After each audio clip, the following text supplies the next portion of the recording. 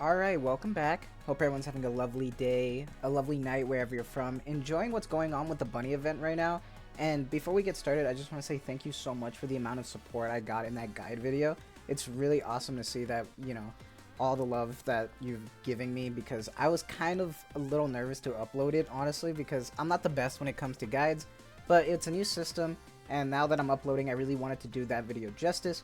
So seeing a lot of people in support of it, liking that, really means a lot to me, so thank you very much. And also, thank you very much for 500 subscribers. That's really awesome to me. That's crazy that we actually hit 500 subs. Like, that's like a halfway milestone to 1,000 subs, and that's crazy to me that many people want to hear what I have to talk about. So thank you very much for that support. That really means a lot to me. Now, in regards to what we're going to talk about today, is actually about Soda's placement in the tier list, because as you know, every time there's a banner, we always wait a few days and then we get an idea of where she's going to be placed in the community tier lists. And there are a few tier lists out there. As always, there's Pridewin, Nikke.gg, there's Loot and Waifus by Sephi, and then there's the JP tier list. I'm only going to go over two today. As usual, I always use Pridewin and I use the JP tier list, just so we can get an idea. So, real quick, I actually put it on screen right now. And as you can see, we're over here on Pridewin. Nothing too special here. But we're actually going to head over to the tier list section, and I want to go talk about the changelog real quick. Because not only did Soda get added to the tier list, but there's been some changes. And with those changes actually come that D-Killer Wife actually went up to Triple S and everything except PvP, which is really cool because she is really, really helpful. So the fact that she's actually getting placed back into this Triple S thing is actually pretty insane, and now I kind of regret not having D-Killer Wife. It's unfortunate that I don't have her. I really wish I got her when I did my massive summons video. But you try to get what you get, right? That being said though, with the addition of Soda Twinkling Bunny, we got some changes here for a lot of other characters because of her placement. And that's because of the team that Soda's a part of. That shotgun meta team is really no joke in terms of like how Soda's meant to be used. And that kind of shows it here. The fact that Privity Unkind Maid goes from S to SS in boss solo. Tuve goes from S to SS in boss solo.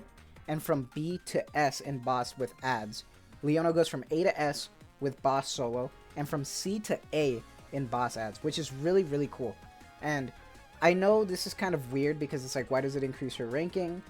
But the only reason why their ranking goes up is because Soda's a part of their team now. That is the main team that she's probably going to be a part of and takes advantage of the most Nikkes without getting into the meta. That's pretty much how that's going to work. So that's why the ranks went up, because without Soda or Alice coming up, you really wouldn't see the ranks go up. That being said, we also see Rapunzel go from A to S in boss solo because of Crown, because she's a really good healer outside of Naga, especially for a solo raid thing. Alice goes from S to SS in campaign low deficit, which is cool, seeing that she's getting her tier list back up. But, we're not here for them. We're just here to go look at the actual character, so we're just going to get out of this changelog. We're going to go look at high deficit, see where she's placed. And our girl Soda Twinkling Bunny is placed over here, is actually where we want to be. And in the ratings, I'm going to go with the ratings first, and then I'll talk about some of the pros and cons that I found kind of important with this. And then the ratings, low and high deficit are just going to be A tier. Boss solo, as I talked about in the shooting range, she is SS. This is definitely where she excels at. And then for ads and PvP, she's actually S, which is cool to see that she shines in PvP. Not really surprised though, because shotguns are pretty useful in PvP, especially for that burst gen. So, we take what we can here. For her pros, her normal attack modifier is very high. Her skill 2 adds to it. And what's cool is that it says right here that since her attack buff is isolated within her burst, she scales hard with attack buffs. But then she gets a little diluted from Tuve, which is kind of interesting.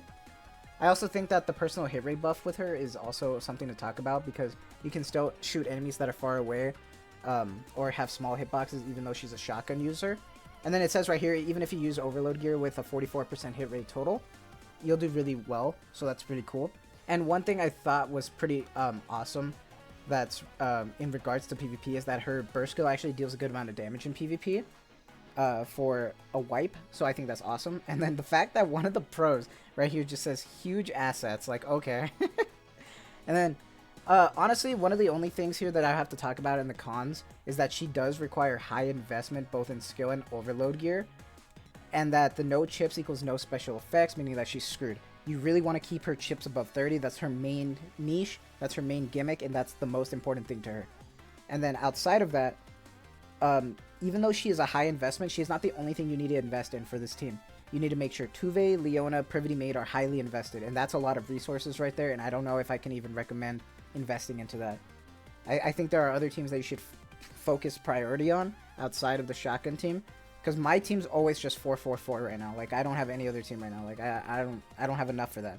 So it's unfortunate, but it is what it is. And one thing I found funny here in the cons is that it says that non-Soda like facial expressions, and I get what some people are talking about, because with the release of Soda Bunny, it kind of looks different compared to the old version of Soda in her normal maid outfit, and it's like her facial expression looks a little bit different.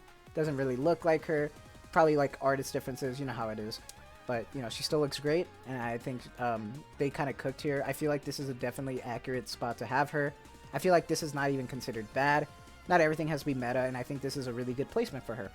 I think this is pretty accurate and pretty fair.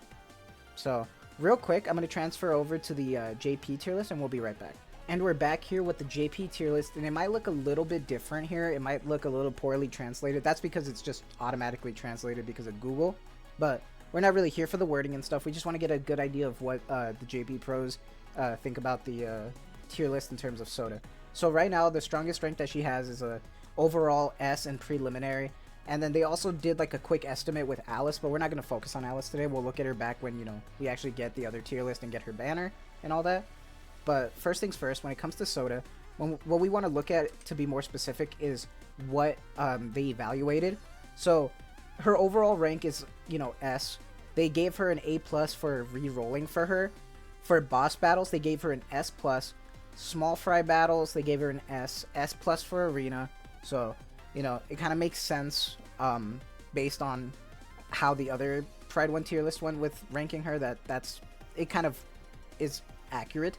But one thing that I need to talk about when it comes to this tier list is that their ranks are different.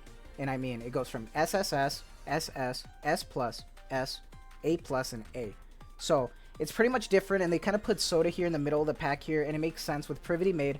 But the fact that they gave the bosses S+, I agree with a lot.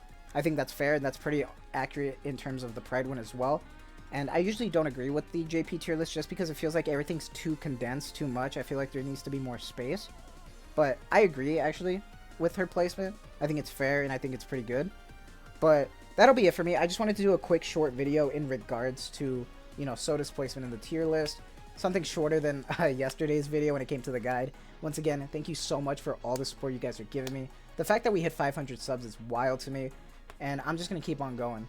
So thank you for all the love, and I hope you guys enjoyed this quick little video. What are your thoughts, though? Do you think that Soda has a good placement? Do you wish she was stronger? Do you wish she wasn't so, like, niche that she needed that shotgun team? What are your thoughts? Let me know.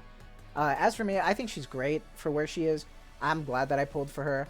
As much as I want to pull for MLB, I gotta compose myself for Alice, and then future banners. You know how it is. I don't want to overextend myself because I'm scared that my luck will come back to haunt me.